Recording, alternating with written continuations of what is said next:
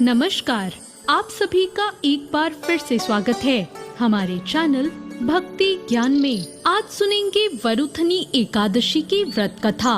इस एकादशी को सबसे शुभ और फलदायी माना गया है। मान्यता के अनुसार वरुथनी एकादशी व्रत करने से व्यक्ति के सारे पापों का नाश होता है और उसे सौभाग्य की प्राप्ति होती है। हिंदू धर्म शास्त्रों के अनुसार जो व्यक्ति वरुथनी एकादशी का व्रत पूरे मन और श्रद्धा से करता है उसे वैकुंठ लोक की प्राप्ति होती है। पूरे विधि विधान से वरुथनी एकादशी करने वाले व्यक्ति के सारे पाप नष्ट हो जाते हैं। आइए सुनते हैं वरुथनी एकादशी की व्रत कथा। प्राचीन काल में माधांता नाम का एक राजा नर्मदा नदी के तट पर राज करता था। वो अत्यंत दानी और तपस्वी था। राजा हमेशा धार्मिक कार्यों और पूजा पाठ में लीन रहता था। एक बार जब राजा वन में तपस्या में लीन था, तभी न जाने किस ओर से एक जंगली भालू आया और राजा के पैर को चबाने लगा। राजा तनिक भी नहीं घबराया और अपनी तपस्या में लीन ही रहा, परंतु वो भालू राजा के पैर को चबाते हुए घसीटकर उसे ले जाने लगा।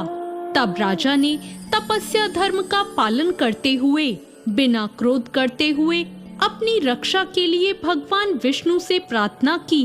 राजा की प्रार्थना सुनकर भगवान विष्णु वहां प्रकट हो गए और अपने चक्र से उन्होंने भालू का वध कर दिया और राजा को बचा लिया। राजा के पैर को भालू पहले ही खा चुका था। जब राजा ने अपने पैर की हालत देखी तो उसे अत्यंत पीड़ा हुई। वो अपने पैर की हालत देखकर बहुत दुखी हुआ। अपने दुखी भक्त को देखकर भगवान विष्णु ने कहा, हे वत्स, तुम शोक न करो, तुम मथुरा जाओ और वरुथनी एकादशी का व्रत रखकर मेरे वराह अवतार की मूर्ति की पूजा करो। व्रत के प्रभाव से तुम फिर से संपूर्ण अंगों वाले हो जाओगे। भालू के द्वारा तुम्हारे पैर का नष्ट हो जाना तुम्हारे पूर्व जन्म के दुष्कर्मों की सजा थी। भगवान विष्णु की आज्ञा को तुरंत मानकर राजा माधांता ने मथुरा जाकर पूरे श्रद्धा और लगन से वरुथनी एकादशी का व्रत किया।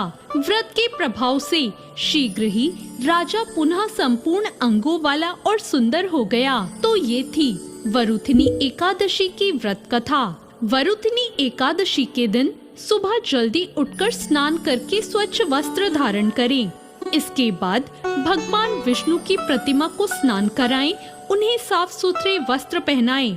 प्रतिमा को रखने वाली चौकी पर गंगा जल छिड़ककर शुद्ध करें। इसके बाद भगवान विष्णु की अक्षत, दीपक आदि 16 सामग्री से पूजा करें।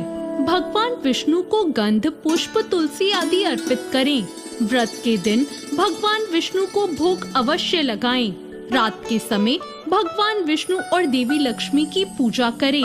हिंदू मान्यताओं के अनुसार पीपल के पेड़ में भगवान विष्णु का वास होता है, इसलिए वरुथनी एकादशी के दिन पीपल के पेड़ पर जल चढ़ाना बहुत शुभ माना जाता है।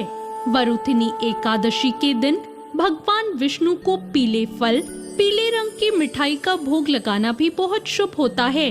एकादशी के दिन भगवान विष्णु के साथ माँ लक्ष्मी की पूजा करने से घर में सुख, समृद्धि और धन का आगमन होता है।